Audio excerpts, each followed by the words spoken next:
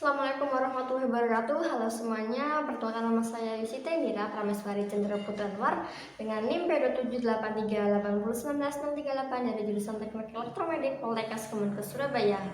Pada kesempatan kali ini saya akan menjelaskan mengenai alat-alat medis beserta spesifikasinya yang berada di ruang IGD.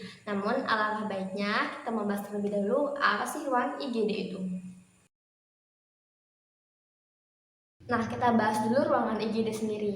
IGD merupakan kepanjangan dari instalasi gawat darurat. Dari namanya sendiri kita tahu bahwa ruangan ini digunakan untuk menangani pasien dalam keadaan darurat dan butuh penanganan segera.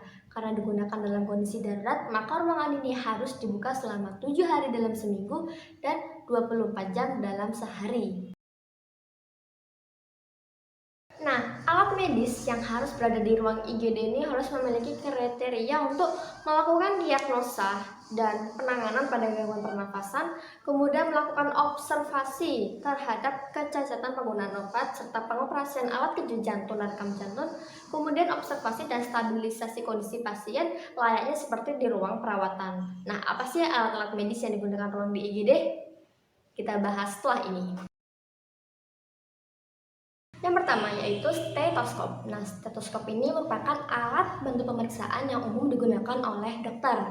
Nah, alat ini berfungsi untuk mendengarkan suara-suara dari tubuh, baik itu suara jantung, suara paru, suara usus, maupun suara lainnya. Nah, dengan jenis dan intensitas suara ini akan membantu dokter untuk mendiagnosa maupun menilai kondisi pasien.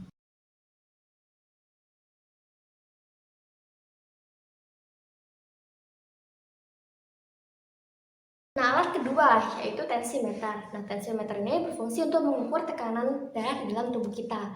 Dengan bantuan tensimeter, kita dapat mengetahui apakah tekanan darah kita ini termasuk dalam kategori normal maupun tidak.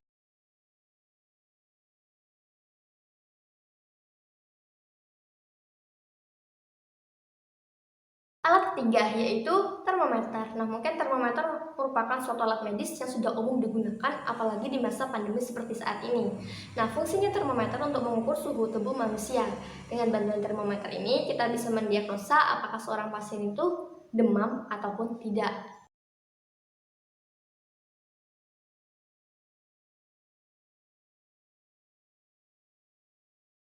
Alat selanjutnya yaitu defibrilator atau DC shock. Nah, alat ini berfungsi untuk memberikan kejutan listrik dengan tujuan mengembalikan irama detak jantung manusia pada pasien yang mengalami gagal jantung agar detak jantungnya kembali normal.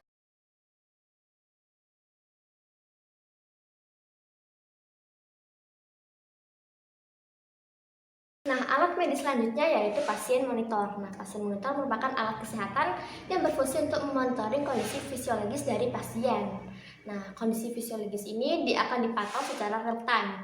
Dan data-data yang ditampilkan di pasien monitor sungguh beragam, mulai dari heart rate, NIBP, SpO2, data-data ECG LED 1, LED 2, temperatur, dan yang lainnya tergantung dari spesifikasi pasien monitornya.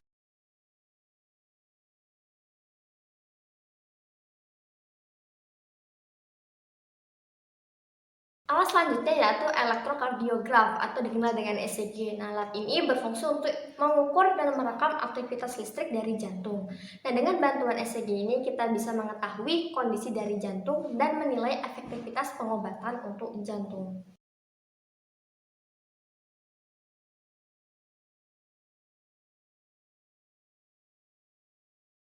Alat selanjutnya yaitu X-ray mobile. Nah, alat ini digunakan untuk mendiagnosa pasien pada organ tubuh bagian dalam dengan bantuan sinar X bertekanan tinggi yang dioperasikan dengan baterai. Jadi pasien dalam ruang IGD tidak perlu lagi ke ruang radiologi untuk memeriksa bagian tubuh dalamnya.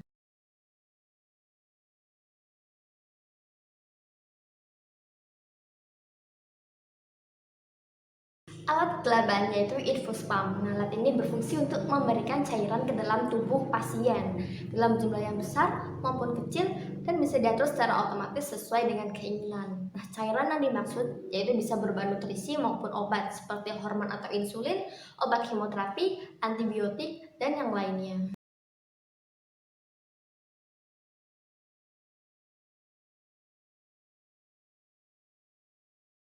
Selanjutnya yaitu syringe pump. Nah, alat ini digunakan untuk mengatur proses penyuntikan cairan ke dalam tubuh pasien dengan waktu dan kuantitas yang telah ditentukan.